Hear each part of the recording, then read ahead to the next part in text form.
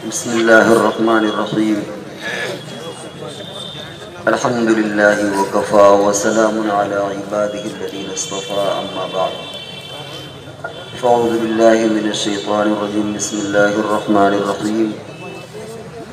ومن أحسن قولا ممن دعا إلى الله وعمل صالحا وقال إنني من المسلمين. رات کے 10:55 ہو رہا ہے اور ہمارے بعد ایک مقرر اور باقی ہے، اور بیچ میں بنگلہ کے بیچ میں اردو. پتہ نہیں کتنی ہم اپنی بات سمجھا پائیں اور کتنا آپ سمجھ پائیں. 10%، 20%، کتنا سمجھے کتنا نہ سمجھے. بہرحال ان حضرات کا حکم ہوا ہے تھوڑی دیر 10-15 منٹ آپ کے سامنے خلاصے کے طور پر چند باتیں کی جائیں گی. اگر نہ سمجھ میں آئے تب بھی گوارا کر لیں، یا جو اردو جاننے والے ہوں ان سے پوچھ لیں کہ کیا کہا گیا ہے. اصل میں اس وقت ایک لفظ چلا ہوا ہے اسلامو فوبیا. اسلامو فوبیا کا مطلب یہ ہوتا ہے کہ کسی غلط فہمی کی بنیاد پر یا بلا وجہ کسی چیز سے ڈرنا. اسلامو فوبیا کا مطلب یہ ہے کہ بغیر کسی سبب بغیر کسی وجہ کے اسلام سے ڈرنا. چنانچہ پوری دنیا میں آج اسلامو فوبیا یہ نام آپ سن رہے ہیں، یعنی وجہ کچھ نہیں ہے اور بلا وجہ اسلام سے اور مسلمانوں سے ڈرنا. اس کی وجہ کیا ہے؟ پہلے تو ہم یہ ذہن میں رکھ لیں کہ جو حالات آج چل رہے ہیں وہ حالات بہت اچھے حالات نہیں ہیں. بڑے نازک ترین دور سے گزر رہے ہیں ہم لوگ، لیکن پلاننگ بھی ہم کو کرنا ہے، اور پلاننگ جس ملک میں ہم رہتے ہیں اس اعتبار سے پلاننگ کرنا ہے. ہم اگر اقلیت میں ہیں تو ہماری پلاننگ بھی اسی اعتبار سے ہونا چاہیے. ایک بات اور بیچ میں رک کر کے ہم یہ کہہ دیں کہ جب کسی قوم پر ظلم ہوتا ہے تو وہ قوم کمزور نہیں ہوتی، طاقتور بن جاتی. آپ نے آئٹم کا نام سنا ہوگا، آئٹم ذرہ، جس سے آئٹم بم بنتا ہے. اس کے اتنے ٹکڑے کیے جاتے ہیں کہ وہ چھوٹا جب ذرہ بنتا ہے وہ طاقتور ہو جاتا ہے. جب کسی بھی قوم پر ظلم ہوتا ہے تو وہ کمزور نہیں ہوتی، وہ طاقتور ہو جاتی ہے. کسی گھر میں اگر 10 ممبر ہوں، 5 ممبر ہوں، اور آپ ان 10 ممبر میں سے 9 ممبر کو قتل کر دیں، مار ڈالیں، تو جو ایک ممبر، ایک فرد بچے گا وہ سب سے زیادہ طاقتور ہو جاتا ہے. اس لیے کبھی ہمیں یہ ڈرنے کی ضرورت نہیں ہے کہ ہوگا کیا. جتنا ظلم ہوگا اللہ کی ذات سے امید ہے کہ اتنی ہی طاقت سے ہم ابھریں گے. اب آپ کے سامنے ایک مختصر سی بات یہ کہیں کہ آخر پوری دنیا ہمارے پیچھے پڑی کیوں ہے. دیکھیں ایک مثال ہم آپ کو دیں کہ ایک ہے زندہ شیر اور ایک ہے مردہ شیر. اگر کہیں پر شیر مرا ہوا پڑا ہو تو آپ اس سے ڈریں گے نہیں، کچھ اسے نوچیں گے، کچھ اسے چھوئیں گے، ہو سکتا ہے کہ آپ سیلفی بھی بنائیں. لیکن اگر معلوم ہو جائے کہ زندہ شیر آ جائے تو سب اپنے اپنے گھروں میں چلے جائیں گے. ہو سکتا ہے مسجدوں سے اعلان ہو بھائی کوئی نہ نکلے کیونکہ شیر ہے، کہیں کسی کو نقصان نہ پہنچا دے. جس طریقے سے مادی چیزوں کی مثال ہے اسی طریقے سے روحانیت کی بھی مثال ہے، مذاہب کی بھی مثال ہے. دنیا میں بہت سے مذاہب ہیں وہ مر چکے ہیں، بہت سی کتابیں ہیں وہ مردہ ہو چکی ہیں، بہت سے کلچر ہیں وہ مر چکے ہیں، لیکن اسلام زندہ مذہب ہے. ڈرا زندہ سے جاتا ہے، مرے سے ڈرا نہیں جاتا. جتنے بھی آپ مذاہب ہیں آپ اگر ان میں دیکھیں، عیسائیت ہے، یہودیت ہے، ہندوازم ہے، یہ جو باتیں آپ سے کہی جا رہی ہیں انہیں ریکارڈ کر کے کسی اردو والے سے سن لیجئے گا. بہت مختصر انداز میں آپ کو کچھ پوائنٹ ہم دے رہے ہیں. ان کے اندر سوائے رسم کی کوئی چیز باقی نہیں ہے. دیکھیں زنا کسی مذہب میں جائز نہیں تھا، لیکن عیسائیوں میں زنا ہے، شراب ہے، سود ہے. حالانکہ یہ عیسائیت میں بھی حرام تھا، یہودیت میں بھی حرام ہے، اور مذاہب کے اندر بھی حرام ہے. لیکن ان کے یہاں بس صرف چند رسمیں باقی ہیں، باقی مذہب نام کی کوئی چیز موجود نہیں. یہی حال ہندوازم کا ہے، یہی حال بدھزم کا ہے. آپ دیکھ لیں ہولی دیوالی میں کیا ہوتا ہے، کرسمس میں کیا ہوتا ہے. تو وہ یہ سارے مذاہب جو ہیں یہ دم توڑ چکے ہیں، ان کے اندر کوئی جان نہیں ہے. مذہبی اسلام ایسا ہے کہ وہ زندہ مذہب ہے. اسی لوگوں کو ڈر ہے کہ کہیں ایسا نہ ہو کہ لوگ اگر اس کو سمجھ لیں تو پھر وہ اسلام قبول کر لیں. اسی لیے پوری دنیا کے اندر اسلامو فوبیا کے نام سے یا الگ الگ ہنگاموں کے اعتبار سے اسلام اور مسلمانوں سے لوگوں کو ڈرایا جاتا ہے. اسلام کی اپنی ایک تہذیب ہے، اسلام کی اپنی ایک تعلیم ہے، بس ہمیں اس تعلیم کی ضرورت ہے. اور اسی مناسبت سے میں نے وہ آیت پڑھی تھی وَمَنْ أَحْسَنُ قَوْلًا مِّمَّنْ دَعَا إِلَى اللَّهِ وَعَمِلَ صَالِحًا وَقَالَ إِنَّنِي مِنَ الْمُسْلِمِينَ کہ ہم اللہ رب العزت نے فرمایا کہ اس شخص سے بہتر بات کس کی ہوگی جو لوگوں اللہ کی طرف بلائے لوگوں کو اور عمل صالح کرے اور یہ کہے کہ میں مسلمان ہوں. اس میں تین باتیں، بس تین باتیں کہہ کے اپنی بات ختم کر دوں گا. الی اللہ، اللہ کی طرف بلائے، یعنی اس کا بلانا قوم کی طرف نہ ہو، اپنے ملک کی طرف نہ ہو، اپنے کسی اور مقصد کی طرف نہ ہو، وطنیت کی بنیاد پر، خاندانیت کی بنیاد پر، زبان کی بنیاد پر بلانا نہ ہو، بلکہ الی اللہ، اللہ کی طرف بلائے، اللہ کی عبادت کی طرف، اللہ کی ریاضت کی طرف بلائے. وَعَمِلَ صَالِحًا، اور خود بھی عمل کرے. اگر ہم خود عمل نہیں کریں گے تو ہماری باتوں پر اثر نہیں ہوگا. نبی اکرم صلی اللہ علیہ وسلم کی زندگی کو آپ دیکھیے. سب سے پہلے آپ پر ایمان لانے والی حضرت خدیجہ رضی اللہ تعالیٰ عنہ. دیکھیے ایک آدمی کتنا ہی باکمال ہو جائے لیکن بیوی پر اثر انداز نہیں ہو سکتا. کوئی بیوی اپنے مرد اور خاوند کی جلدی معتقد نہیں ہوتی، کیونکہ ایک ہوتی انسان کی پرسنل لائف اور ایک ہوتی ہے پبلک لائف. پبلک لائف میں تو انسان دوسری طرح کا نظر آتا ہے، لیکن جو اس کی گھریلو زندگی ہوتی ہے، پرسنل لائف ہوتی ہے، اس میں وہ ڈیفرنٹ نظر آتا ہے، اس میں الگ نظر آتا ہے. تو ہم لوگوں کی زندگی ڈبل اسٹینڈرڈ ہے. ہماری پبلک لائف الگ قسم کی ہے، کچھ تصنعات ہیں، ہم لوگ دکھاوا کرتے ہیں، لیکن ہماری جو گھریلو زندگی ہے اس سے ہماری بیوی واقف ہے. تو کوئی بھی بیوی اپنے خاوند کی بہت سی باتوں پر اتفاق کر سکتی ہے، دنیاوی مقاصد میں اس کی رائے سے اتفاق کر سکتی ہے، لیکن شوہر کا ایسا ہونا کہ ایمان کو اس کے دل کے اندر پلا دے یہ ممکن نہیں ہوتا جب تک کہ واقعی وہ اعلیٰ اقدار یعنی اعلیٰ اخلاق کا حامل نہ ہو. چنانچہ نبی اکرم صلی اللہ علیہ وسلم کو جب نبوت ملی آپ گھبرائے آئے تو حضرت عائشہ رضی اللہ تعالیٰ نے کیا فرمایا؟ انک تحمل الکل وتکسب المعدوم، کہ اللہ آپ کو ضائع نہیں کرے گا، کیونکہ آپ بوجھ اٹھاتے ہیں کمزوروں کا، آپ دوسروں کے لیے کماتے ہیں، یتیموں کے لیے، بے سہارا لوگوں کے لیے آپ کماتے ہیں، اللہ تعالیٰ آپ کو ضائع نہیں کرے گا. تو آپ کی ایسی خوبی تھی کہ بیوی آپ پر ایمان لے آئی. اسی طریقے سے آپ کے غلام حضرت زید، آپ جانتے ہیں کہ حضرت زید کے بھائی اور چچا لینے کے لیے آئے. حضور نے فرمایا کہ ٹھیک ہے یہ زید ہیں، اگر جانا چاہیں تو چلے جائیں. حضرت زید نے انکار کر دیا کہ مجھے جو لذت، جو راحت، جو مزہ یہاں ہے وہ مجھے آپ کے یہاں نہیں ملے گی، جانے سے انکار کر دیا. ظاہر بات ہے کہ اگر کسی کا کوئی غلام ہو، کسی کا کوئی نوکر ہو تو اس کا وفادار ہو سکتا ہے، اس کے کام کر سکتا ہے، اس کی گاڑی پوچھ سکتا ہے، اس کے گھر کی صفائی کر سکتا ہے، لیکن اس حد تک معتقد ہو جانا ہے کہ اس پر ایمان لے ایسا ممکن نہیں ہوتا. اور حضرت زید رضی اللہ تعالیٰ عنہ اس وقت 30 سال کی عمر میں تھے، یہ نبوت سے پہلے کا واقعہ، اور جانے سے انکار کر دیا. اور سمجھدار تھے، ایسا نہیں تھا کہ کوئی ذہن کم ہو. چنانچہ مدینے میں نبی اکرم صلی اللہ علیہ وسلم نے غزوہ موتا میں آپ کو سپہ سالار، لشکر کا سپہ سالار بنایا تھا. اسی طریقے سے حضور علیہ السلام کا جو ذاتی عمل ہے، صدیق اکبر رضی اللہ تعالیٰ عنہ آپ کے دوست تھے. ایک دوست کا وفادار ہو سکتا ہے، دوست کی بات مان سکتا ہے، لیکن ایک دوست اپنے دوست پر اتنا ایمان نہیں لا سکتا کہ باقاعدہ اپنے عقائد سے دستبردار ہو جائے، اپنے مذہب سے دستبردار ہو جائے.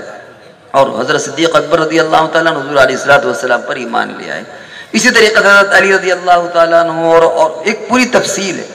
یہ نمونے آپ کو اس لیے پیش کر رہے ہیں کہ جب تک عملی زندگی بہتر نہ ہو یہ چیز ممکن نہیں ہے. نبی اکرم صلی اللہ علیہ وسلم کی عملی زندگی اتنی اچھی تھی کہ یہ سارے کے سارے سب سے پہلے جو گھر کے ممبر تھے یہ سب سے پہلے آپ پر ایمان لے آئے. تو وَمَنْ أَحْسَنُ قَوْلًا مِّمَّنْ دَعَا إِلَى اللَّهِ وَعَمِلَ صَالِحًا، ہمیں چاہیے کہ اگر ہمیں یہاں عزت کے ساتھ زندگی گزارنا ہے اور سربلندی اختیار کرنا ہے تو ہمیں بھی اللہ کا پیغام اپنے نان مسلم بھائیوں سے، غیر مسلم بھائیوں سے، ان لوگوں کے پاس جن کے پاس ایمان نہیں، ان تک اپنی اس پیغام کو پہنچانا ہے۔ یا ایھا الرسول بلغ ما انزل الیک من ربک وان لم تفعل فما بلغت رسالتہ واللہ یعصمک من الناس۔ حضور اللہ رب العزت فرماتے اے نبی یہ تبلیغ کا کام کریے، یہ پیغام پہنچائیے، اگر آپ نے یہ کام کر دیا تو یاد رکھیں اللہ کی طرف سے آپ کی حفاظت ہے۔ اگر ہم یہ کام کریں گے حضور کے واسطے سے تو پھر واللہ یعصمک من الناس، پھر اللہ رب العزت بھی ہماری حفاظت کا ذمہ لے رہے ہیں۔ لا یضرکم من ضل اذا اہتدیتم، فرمایا کہ اگر تم ہدایت پر رہو گے، تم دین اسلام کو دوسروں تک پہنچاؤ گے تو پھر دوسرے لوگوں کے سازشیں، دوسرے لوگوں کے نقصانات تم کو نہیں پہنچائیں گے، وہ تم کو نقصان نہیں پہنچا سکتے۔ تو اب دوسرے لوگوں تک بات پہنچانے کے لیے پہلے ہمیں اپنی عملی زندگی بھی بنانا ہے۔ اور پھر کیا کہے؟ وقال اننی من المسلمین، وہ یہ کہے کہ میں مسلمان ہوں۔ اس سے پیغام دیا گیا ہے کہ وہ بزدل نہ ہو، اس کے اندر ہمت ہو، وہ نڈر ہو۔ چنانچہ نبی اکرم صلی اللہ علیہ وسلم کی زندگی آپ دیکھ لیں، مکی زندگی میں کوئی صحابی ایسا نہیں تھا کہ جو اپنے ایمان کو چھپاتا ہو۔ حضرت بلال رضی اللہ تعالیٰ عنہ کو کھینچا گیا، کسی کے صحابی کے سینے پر پتھر رکھے گئے، کسی کو پانی میں ڈبویا گیا، لیکن کسی نے کہا کہ ہم یہ نہیں کہا کہ ہم مسلمان نہیں، اننی من المسلمین، سب نے کہا احد، ہم مسلمان ہیں، ہم ایمان والے۔ مدینے میں جب آپ تشریف لائے تو بڑے سخت حالات تھے، لیکن وہاں بھی آپ نے اننی من المسلمین، بلکہ غزوہ حنین کے اندر یہ ایمان کی ایک علامت ہوتی ہے کہ بندہ جری ہوتا ہے، ہمتی ہوتا ہے، وہ نڈر ہوتا ہے، بزدل نہیں ہوتا، وہ ڈرتا نہیں، اپنی بات کو ببانگ دہل اعلان کر کے کہتا ہے۔ چنانچہ غزوہ حنین میں جب بھگدڑ مچ گئی اور شروعاتی مرحلے پر مسلمانوں کو شکست ہونے لگی تو نبی اکرم صلی اللہ علیہ وسلم نے وہاں پر بھی اعلان فرمایا، جبکہ آپ دشمنوں کے نرغے میں گھرے ہوئے تھے، فرمایا انا النبی لا کذب انا ابن عبد المطلب، اعلان کر کے کہا کہ میں نبی ہوں، میں جھوٹا نبی نہیں ہوں، میں عبد المطلب کا بیٹا محمد ہوں صلی اللہ علیہ وسلم، اور میں جھوٹا نبی نہیں ہوں۔ یہ اعلان کرنا تو معلوم یہ ہوا کہ بزدلی بھی ایمان کی منافی ہے۔ اسی طریقے سے وقال اننی من المسلمین کا مطلب یہ ہے کہ ہمارا عمل بولے کہ ہم مسلمان ہیں۔ دیکھیں کہیں پر بھی کسی کے پاس آپ کہیں کہ مسلمان ہو جاؤ، اسلام قبول کرو، اسلام کی تعلیم کا تبلیغ کا یہ مطلب ہرگز نہیں ہوتا، بلکہ منشا ہوتا ہے کہ ہمارا عمل ایسا ہو، عمل بولے کہ یہ مسلمان ہے، ہماری چال، ہماری ڈھال، ہمارا کاروبار، ہمارا چلنا پھرنا، ہماری طرز زندگی، ہماری معاشرت یہ بولے، اعلان کرے کہ یہ دیکھو مسلمان ہے۔ صحابہ کرام نے جو اسلام پھیلایا اپنے اخلاق کے ذریعے، تجارت کے ذریعے، معاملات کے ذریعے۔ تو اس وقت کا پیغام یہ ہے کہ آپ خود، ہم سب خود عملی زندگی میں اسلام کو پیدا کریں اور دوسرے لوگوں کے لیے ہدایت کا ذریعہ بنے، اللہ کی طرف بلائیں، عمل صالح کریں۔ وقال اننی من المسلمین، ہم نڈر رہیں، باہمت رہیں، اور اس کے ساتھ ساتھ ہمارا عمل بولے کہ ہم مسلمان ہیں۔ اب اخیر میں مجھے 10 سے 15 منٹ جو دیے گئے تھے، تقریباً وقت ہوا چاہتا ہے، اخیر میں ایک دو جملے اور آپ سے کہہ دیں کہ اس وقت جو ملکی صورتحال ہے، جو ایک پالیسی بنی ہے، نیشنل ایجوکیشن پالیسی 2020 آپ کہہ لیں یا 2019 آپ کہہ لیں، بڑی خطرناک پالیسی ہے وہ۔ ان حالات میں اگر ہم نے اپنے مدارس کے ساتھ ساتھ سائڈ سے پرائمری اسکول بچوں میں وہ نظام قائم نہ کیا تو ہم بہت زیادہ نقصان اٹھانے والے ہو جائیں گے، اپنے نسلوں کا بہت زیادہ نقصان اٹھانے والے ہو جائیں گے۔ اس نیشنل ایجوکیشن پالیسی میں ہے کیا؟ دیکھیں ایک مثال اس میں دی گئی ہے، آپ سمجھ لیجئے گا، جتنا سمجھ سکتے ہو سمجھ لیں۔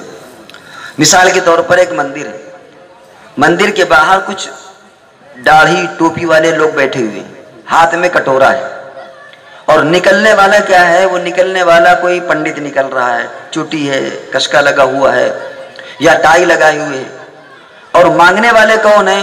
وہ کچھ داڑھی ٹوپی والے، کچھ نقاب اوڑے عورتیں بیٹھی ہوئی ہیں، وہ مانگ رہی ہیں۔ اب یہ چھوٹا سا بچہ دیکھتا ہے کہ مندر کے باہر یہ مانگنے والے مسلمان ہیں، دینے والے نان مسلم ہیں، تو انفیریورٹی کمپلیکس جس کو کہتے ہیں، احساس کمتری کا وہ شکار ہوتا ہے۔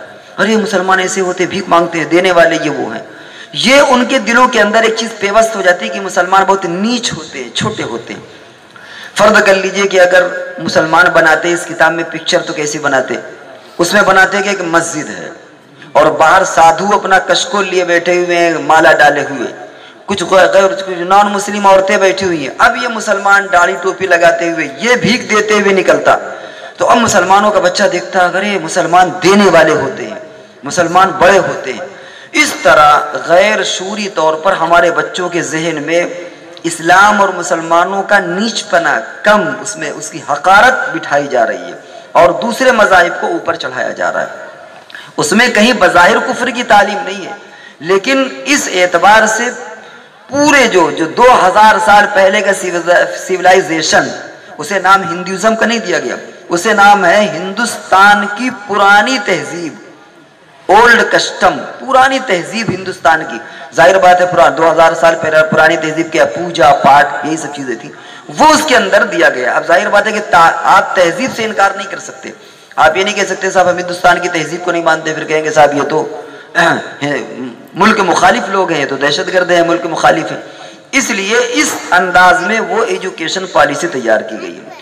اس کے لیے ہمارا کام کیا ہے کہ ہم سائیڈ سے پرائمری اسکول قائم کریں تاکہ بچوں کے عقیدے کو مضبوط کر دیں. اگر ہمارا بچہ ہائی اسکول تک ہمارے ماتحتی میں رہ کر عقیدے سیکھ لے گا تو پھر دنیا کی وہ کسی بھی یونیورسٹی میں چلا جائے گا وہ بہکے گا نہیں. ہمیں بڑی خوشی ہوئی اور اطلاعات بھی حضرات دیتے رہتے ہیں کہ یہاں ماشاءاللہ جو شیشو اکیڈمی کے نام سے جو پرائمری چل رہا ہے وہ آج کے دور کی ضرورت ہے. اور بھی اداروں والوں کو چاہیے کہ وہ سائیڈ بازو بائی بازو، سائیڈ بائی سائیڈ، اگر ان کو اپنی نسلوں کو مسلمان باقی رکھنا ہے تو یاد رکھیے کہ وہ ایک ایسے اسکول کا بھی قیام کریں جہاں نصاب چاہے جو پڑھایا جائے لیکن ہم عقیدے کے اعتبار سے اسے مسلمان باقی رکھیں. یاد رکھیے گا نصاب کچھ بھی ہو، اصل پڑھانے والا ٹیچر ہوتا ہے. 20% نصاب کا رول ہوتا ہے، 80% 80% جو ہوتا ہے وہ پڑھانے والے کا رول ہوتا ہے. اگر ہم اسے پڑھا دیں گے تو پھر ہمارا بچہ بچ جائے گا. اب ظاہر بات ہے کہ یہ جو مدارس چلتے ہیں یہ قوم کے پیسوں سے چلتے ہیں اور اللہ رب العزت نے اب تک چلایا. اللہ کی ذات سے امید ہے کہ آگے بھی یہ مدرسے چلیں گے اور ظاہر ہے کہ قرآن پاک میں جگہ جگہ خرچ کی اللہ رب العزت کے ہاں بھلائیاں بیان کی گئی ہیں اور جو جوڑ کر کے رکھتا ہے اس کی مذمت بیان کی گئی. آپ سورہ کہف کے اندر دیکھ لیں وَأُحِيطَ بِثَمَرِهِ کہ ان حضرات کو جس باغ میں انہیں خوشی تھی، نازا تھے، سارے کے سارے باغ میں تباہی آ گئی، مایوس رہ گئے. سورہ نون کے اندر آپ دیکھیں وہاں پر بھی فضائل بیان کیے گئے، مالی صدقات کی، مالی زکوٰۃ کی. اور ظاہر ہے کہ جو مدرسے چلتے ہیں وہ ہمارے پیسے سے، قوم کے پیسے سے چلتے ہیں. تو ایسے موقع پر جہاں ہم اپنے گھر میں خرچ کرتے ہیں اللہ کے دین کے لیے، ان مدرسوں کے لیے، اور مدرسے میں پڑھنے والے جو طلبہ ہیں جو غریب عام طور سے ہوتے ان کے لیے ہمیں چاہیے کہ ہم خوب دل کھول کر کے ان مدرسوں کے لیے خرچ کریں. آخر میں پھر ایک بات اپنی بات کہہ دیں کہ ہمیں وَمَنْ أَحْسَنُ قَوْلًا مِّمَّنْ دَعَا کے اعتبار سے جو اسلامو فوبیا چل رہا ہے اس کو ختم کرنا ہے. اور ہمارا مذہب زندہ مذہب ہے، لوگوں کو زندوں سے ڈر ہوتا ہے، مردوں سے نہیں ڈر ہوتا. ہمارا مذہب زندہ مذہب ہے، اس کی وجہ سے لوگوں کو ڈر ہے. ہم اپنے اس مذہب کو اپنے اندر بھی اس کو اپنے اندر اتاریں اور اس کی تعلیم ہم دوسرے اپنے نان مسلم بھائیوں کو بھی اس کی تعلیم دیں، اس مذہب کی تعلیم کریں تاکہ اللہ کی طرف سے حفاظت کی ذمہ داری ہو. اللہ تبارک و تعالی ہم سب کو عمل کی توفیق عطا فرمائے. وآخر دعوانا ان الحمد للہ رب العالمین.